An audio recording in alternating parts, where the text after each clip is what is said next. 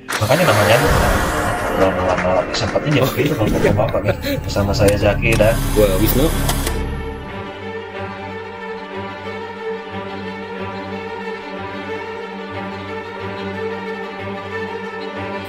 Memang kalau dari gue pribadi sih gue tuh lebih suka kalau horor itu entah film, entah game itu yang musiknya sangat minim, itu gue suka gitu. iya, Soalnya kenapa? lebih terrorizing ya. Iya, soalnya kenapa? Tanpa musik aja lu harusnya film horor tuh bisa ngebangun suasana. Tapi kalau pakai Iya. musik, itu masalahnya adalah biasanya musik tuh spoiler biasanya. Iya benar. Sementara lu kan ketika lu main game atau lu nonton film horor kan lu nggak mau ada spoiler kan. Iya benar. Nah, Kan kita itu. bisa dengar kan soundnya tuh udah nadanya udah kemana nih gitu. Nanti ada ini nih gitu ya maksud Nah. lo kan ya. Waktu ya gue tuh geng yang baru banget nonton Walking Dead, gue baru banget 2 tahun inilah gue nonton Walking Dead dari season 1 gara-gara ada di Disney Plus. Kenapa gue nonton Walking Dead? Karena itu tipe film yang sangat minim sama musik, film horor yang sangat minim sama musik. Season 1 Oh, gitu itu ya? bener-bener minim banget musiknya, jadi kayak bener-bener ngebangun suasana banget. Sementara Oh, kalau gitu bandingin ya? sama horor-horor yang sekarang gitu, yang musiknya terlalu banyak, gue jadi kayak ya gimana mau kaget, orang gue udah kaget sama musiknya, udah istilahnya udah Oh, backsound badan gue duluan tuh ya. udah dipersiapkan sama musik, jadi musik tuh udah ngasih kode bakal ada setan mau nongol. Iya benar iya itu maksud jadi gua tadi. jadi gue nggak kaget, udah gitu kan gue juga nggak kagetan ya, ditambahin lagi ada kode dari musik, ada spoiler dari musik, ya udah Iya, gue udah tahu iya. ini setan mau nongol nih. Beda sama kayak Walking Dead, kayak Silent Hill, kayak RE1, RE2 gue lupa sih musiknya gimana, tapi RE1 Jadi sama Silent Hill kan memang RE2 RE3 di PS1 itu udah full backsound ya, udah full background musik iya, udah ada. iya. Itu yang gue nggak gitu suka tuh sama yang zaman sekarang, Nah, media makanya horor zaman sekarang. gue temuin lagi si Resident Evil yang tanpa backsound itu ya. Yang lucunya apa justru malah di spin off. Kalau lu dulu pernah dengar namanya Resident Evil Dead 8 PS2. Itu konsepnya Resident Evil sama kayak Resident Evil Dead 8. Dead 8. Nah, itu spin off side story-nya Resident Evil. Jadi bisa dibilang konsepnya hampir sama dengan Resident Evil Survivor yang ada di PS1. Cuman ini karakternya kelihatan. Jadi bukan FPS ya, bukan FPS kayak Gun Survivor. Kalau Gun Survivor kan FPS. Kalau si Dead Aim itu kalau kita lagi nggak aim ya, kita lagi nggak ngeluarin senjata, itu orangnya kelihatan. Kalau Iya, kita kalau ngeluarin senjata baru jadi FPS. ini gue inget nih waktu itu, ini kenapa jadi begini RE. Itu sebetulnya sama sih. Kenapa jadi begini? Setelah Resident Evil 4 memang itu gua. Nah, Setelah Resident Evil 4. Gua tuh nemuin lagi di situ di Resident Evil Dead Aim itu. Gua coba-coba kan main dulu masa saudara gua. Udah tamat, udah bosan main Resident Evil 4. Wah, ini apa nih Resident Evil Dead Aim, mainin ah.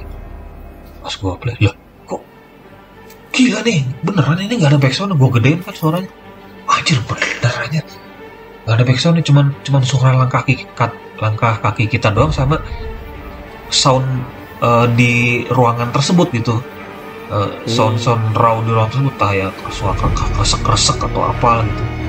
Oh, gila nih, mau mainin makin takut pas apa itu. Padahal udah kuliah gua itu goblok ya.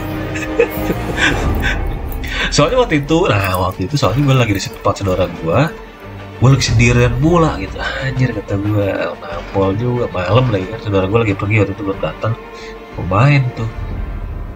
Wah, edan nih, kata gue, nih game mantep juga nih. Akhirnya lama kelamaan soak juga kan gue mute lagi. gue matiin lagi suara. Soalnya apa, kenapa gue sampai mute lagi, gue ke triggernya gara-gara itu kan dia latarnya di kapal, Pak ya. Di kapal pesiar mewah gitu si Resident Evil Dead ini. Nah, kita ada scene, ada satu scene kita harus nyari kunci kalau nggak salah ya, itu di beberapa ruangan hotel. di satu lantai si kapalnya itu beberapa ruangan hotel itu kita harus nelusurin satu-satu masuk. Jadi kita kayak masukin kamar-kamar hotel gitu. Nah, yang bikin gua kagetnya setengah mati itu waktu itu pas gua masuk satu kamar, kok lebih hening gitu, lebih sepi kayak biasanya gitu. Lebih hening. Jadi sih, iya lebih perasaan gak enak nih gue nih. Pas gua masuk, biasa kan sih kayak di kamar hotel aja Pak gitu, gimana sih? Kita masuk sebelah kanan kita kamar mandi kan. Kalau lurus ini bedroom si kasur gitu. Nah, pas gua belok ke kanan tuh nggak ada apa-apa tuh.